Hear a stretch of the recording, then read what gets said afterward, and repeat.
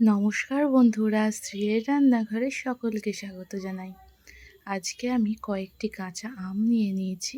এই আমগুলি দিয়ে কাঁচা আমের আমসত্ত্ব বানাবো, যেটা এই গরমের সময় খেতে ভীষণই ভালো লাগে আর হালকা টক টক মিষ্টি মিষ্টি খুব ভালো হয় খেতে।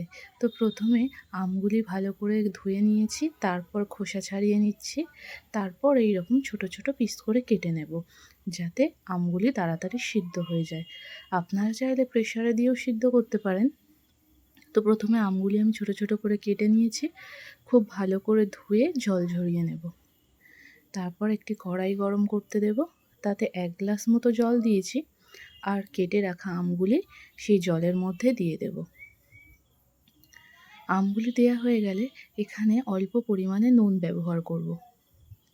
নুন দিয়ে তারপর আমি এখানে ঢাকা দিয়ে দেব যতক্ষণ না আমটি সিদ্ধ হয়। তবে আমার এখানে মোটামুটি 20 মিনিট মতো টাইম লেগেছিল।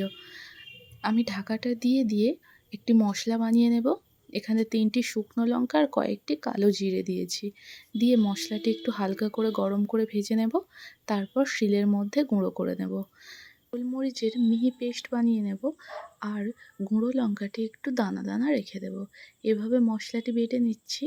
তারপর ঢাকাটি খুলে দেখব আমটি সিদ্ধ হলো কিনা।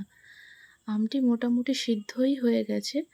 তো এভাবে আমটি একটি হাতার সাহায্যে খুব ভালো করে আমটি একটু ঘেঁটে নিতে হবে, যাতে পুরো আমটি ভালোভাবে মিশে যায়।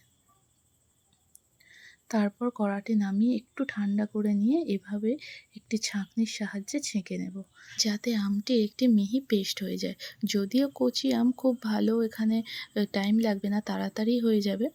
তারপর আবারও কড়াইয়ের মধ্যে ওই পেস্টটি দিয়ে একটু 10 মিনিট এভাবে নাড়াচাড়া করতে হবে। প্রথমে আমি এখানে চিনি দিয়ে দিয়েছি 100 গ্রাম মতো। চিনিটি দিয়ে এভাবে 10 মিনিট ধরে খুব ভালোভাবে আমটি নাড়িয়ে চাড়িয়ে নেব, আর তারপর দিয়ে দেব গুঁড়ো লঙ্কা আর গোলমরিচ গুঁড়ো। মশলাটি দেওয়ার পর নামিয়ে নেব। নামিয়ে নিয়ে এই রকম আমি 3টি স্টিলের থালা নিয়েছি। এই থালাগুলির মধ্যে কোনো রকম তেল বা ঘি ব্রাশ করব না। গরম গরম এই আমের শাঁসটি এর মধ্যে দিয়ে দেব।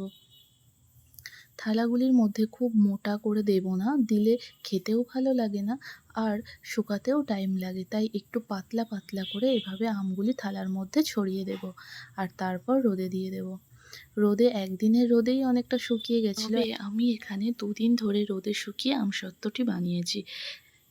এতে কি হয়, 2 দিন ধরে শুকালে জিনিসটি খুব ভালোভাবে শুকায়ও উঠে যায় তাড়াতাড়ি, আর আপনারা এটি 1 বছর পর্যন্ত সংরক্ষণও করতে পারবেন। তো এভাবে প্রথমে 2 দিন ধরে আমসত্ত্বটি ভালো করে শুকিয়ে নিয়েছি, আর এভাবে একটি ছুরির সাহায্যে দেখুন তুলছি, কত সুন্দরভাবে আমসত্ত্বটি উঠে যাচ্ছে ও থালায় একেবারে লেগে যাচ্ছে না। আপনারা অবশ্যই এই গরমের সময় এই কাঁচা আমের আমসত্ত্বটি বাড়িতে বানিয়ে দেখুন। এটি খেতে ভীষণই সুন্দর হয়, টক টক মিষ্টি মিষ্টি ঝাল ঝাল। আপনারা এটি বাড়িতে বানিয়ে দেখুন আর কমেন্ট করে জানান কেমন হয়েছে।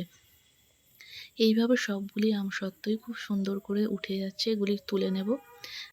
দেখুন আমসত্ত্বটা কতটা পাতলা হয়েছে আর দেখতে ভীষণই ভালো লাগছে।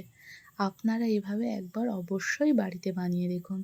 এইভাবে সবগুলি আমসত্ত্বগুলি খুব ভালো করে কেটে নিয়েছি, আর তৈরি হয়ে গেছে আমার কাঁচা আমের আমসত্ত্ব। দেখা হচ্ছে আপনাদের সাথে পরের কোনো ভিডিওতে।